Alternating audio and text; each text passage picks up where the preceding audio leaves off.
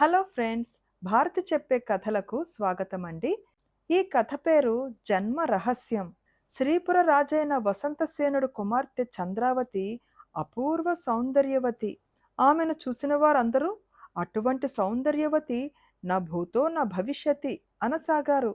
వసంతుడికి ఒక ఆలోచన కలిగింది. అందం శాశ్వతం కాదు, వయసు పెరిగిన కొద్దీ క్రమంగా తరిగిపోతుంది. ఈనాటి తన కుమార్తె రూపలావణ్యాలు అందరూ శాశ్వతంగా గుర్తుంచుకోవాలంటే ఆమె రూపాన్ని ఏ చిత్రకారుడో చిత్రించాలి. అయితే చంద్రావతి రూపం అద్భుతమైనది. అందువల్ల ఆమె చిత్రాన్ని గీసే చిత్రకారుడు కూడా అద్భుతమైన కళా నైపుణ్యం కలిగిన వాడై ఉండాలి. చంద్రసేనుడు తన ఆస్థానోద్యోగులను దేశదేశాలకు పంపి కళాసాగరుడు అనే ఒక చిత్రకారుడిని రప్పించాడు. కళాసాగరుడి ప్రతిభను గురించి చాలా దేశాల్లో చెప్పుకునేవారు. అతడిలో ఏదో దైవాంశ ఉన్నదని, అందువల్లనే అతడి చిత్రాలు అంత గొప్పగా ఉంటాయని అందరూ అనుకునేవారు. వసంతసేనుడు కళాసాగరుడికి సంగతి చెప్పి చంద్రావతిని చూపించాడు. ఆమెను చూస్తూనే కళాసాగరుడు, మహాప్రభు, ఇటువంటి రూపసి చిత్రం గీసే అదృష్టం అందరికీ లభ్యం కాదు. నేనీమెను చిత్రిస్తాను, కానీ అందులో జీవకళ ఉట్టి పడాలంటే ఈమెకు సంబంధించిన గత 3 తరాల చరిత్ర నాకు వివరంగా కావాలి అన్నాడు. కళాసాగరుడు మాటలు వింటూనే వసంతసేనుడు విస్తుపోయాడు. దానికి కారణం ఒకటి ఉన్నది. ఒకానొక చిన్న రాజు అడవికి వేటకు వెళ్ళి అక్కడ ఒక కోయ యువతిని చూసి ప్రేమించి తన రాణిగా చేసుకున్నాడు. వారికి జన్మించింది చంద్రావతి తల్లి. ఇది రాజవంశీయులు మాత్రమే ఎరిగియున్న రహస్యం. దీన్ని సామాన్యులకు తెలియనివ్వటం వసంతసేనుడికి ఇష్టం లేదు. రాజు తటపటాయించడం గమనించిన కళాసాగరుడు, తమరు రాజకుమార్తెకు సంబంధించిన 3 తరాల గత చరిత్ర నాకు చెప్పడం ఇష్టం లేని పక్షంలో చిత్రసాగరుడు అనే నా సోదరుణ్ణి పిలిపించండి.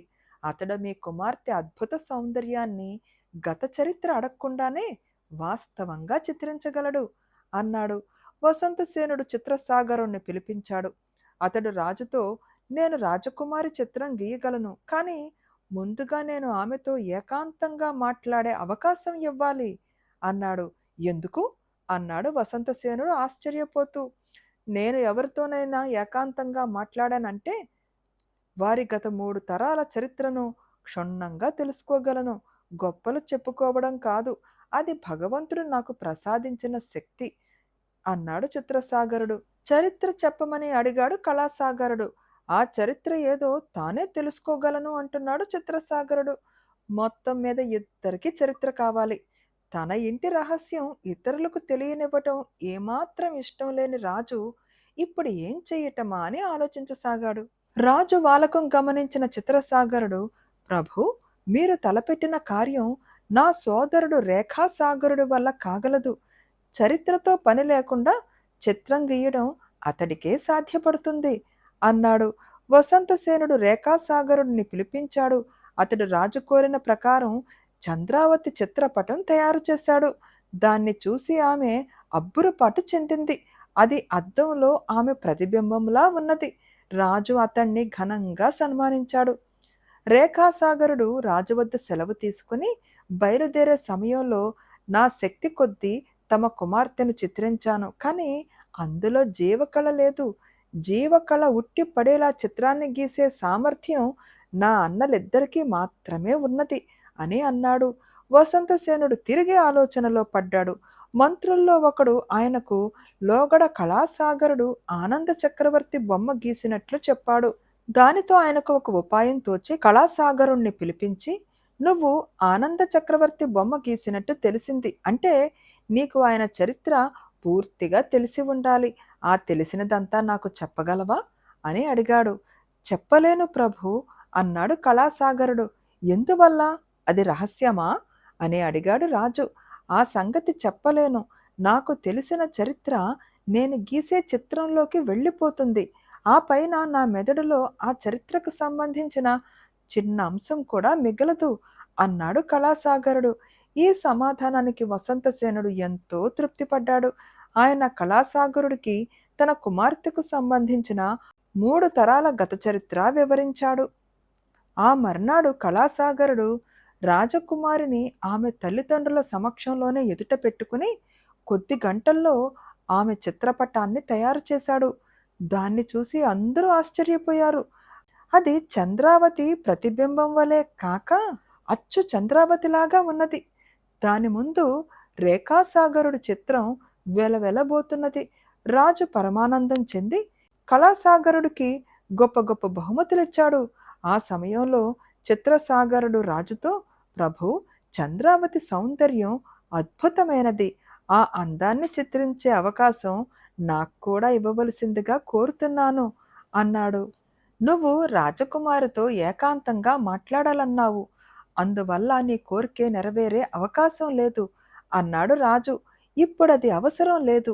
నా అన్న కళాసాగరుడు వేసిన చిత్రంతో ఒక్కరోజు ఏకాంతంగా గడిపే అవకాశం నాకివ్వండి. అప్పుడామె గత చరిత్ర అంతా నేను తెలుసుకోగలను అన్నాడు చిత్రసాగరుడు. చిత్రసాగరుడితో కూడా తన చిత్రం గీయించుకోవాలని చంద్రావతి ఉబలాట పడింది. రాజు అందుకు ఒప్పుకోలేదు. ఆయన చిత్రసాగరుణ్ణి ఉచిత రీతిలో సన్మానించి పంపివేశాడు. తర్వాత కళాసాగరుడు గీసిన చిత్రాన్ని అంతఃపురానికి పంపి రేఖాసాగరుడు వేసిన చిత్రాన్ని 10 మంది చూసే ప్రదర్శనశాలలో పెట్టించాడు. బేతాళుడు ఈ కథ చెప్పి, రాజా, వసంతసేనుడి ప్రవర్తన అనుచితంగానూ ఒక గొప్ప కళాకారుడి పట్ల అవమానకరంగానూ కనిపించటం లేదా? చిత్రసాగరుడు రాజకుమారితో కాక తన సోదరుడు వేసిన ఆమె చిత్రంతో ఒకరోజు ఏకాంతం కోరాడు. ఇందుకు రాజు అభ్యంతరం చెప్పవలసిన అవసరం ఏమున్నది? ఈ సందేహానికి సమాధానం తెలిసి కూడా చెప్పకపోయావో నీ తల పగులుతుంది అని అన్నాడు. దానికి విక్రమార్కుడు, వసంతసేనుడి ప్రవర్తనలో అనుచితం, అవమానకరం అయినదేమీ లేకపోగా చిత్రసాగరుడు మరొకసారి రాజకుమారి చిత్రం గీయాలన్న కోరిక వెళ్ళబుచ్చటమే అనుచితంగా, అనాగరికంగా నాకు కనిపిస్తుంది. రాజవంశపు చరిత్రల్లో మంచితో పాటు చెడు కూడా ఉండటం అసహజమేం కాదు. చెడ్డను దాచి మంచిని మాత్రం ప్రచారం చేసుకోవడం రాజలక్షణం. కళాసాగరుడు రాజవంశపు చరిత్ర తెలుసుకున్నప్పటికీ చిత్రం పూర్తయిన వెంటనే ఆ చరిత్రనంతా మర్చిపోతాడు. కానీ చిత్రసాగరుడు అలా కాదు. చిత్రాన్ని చూసి చరిత్ర తెలుసుకుంటాడు. అది అతడి మనసులోనే ఉండిపోతుంది. దాన్ని అతడెవరికైనా చెప్పే ప్రమాదం ఉంది. అందుకే అతడికి తన కుమార్తె చిత్రం గీసేందుకు రాజు అనుమతించలేదు. అంతేకాక ముందు జాగ్రత్తగా కళాసాగరుడు గీసిన చిత్రాన్ని అంతఃపురానికి పంపివేశాడు. దాన్ని ప్రదర్శనశాలలో పెడితే ఆ చిత్రాన్ని చూసి ఆమె గత చరిత్ర గ్రహించే బుద్ధిశాలులు మరెవరైనా ఉండవచ్చు అని అన్నాడు. రాజుకు ఈ విధంగా మౌనభంగం కలగగానే బేతాళుడు శవంతో సహా మాయమై తిరిగి చెట్టెక్కాడు. ఫ్రెండ్స్, ఈ కథ మీకు నచ్చిందా అండి? కథ నచ్చితే తప్పకుండా లైక్ చేయండి, షేర్ చేయండి అండ్ ప్లీజ్ కామెంట్ కూడా పెట్టండి. మీ కామెంట్స్ నాకు చాలా వాల్యుబుల్ అండి. And thank you.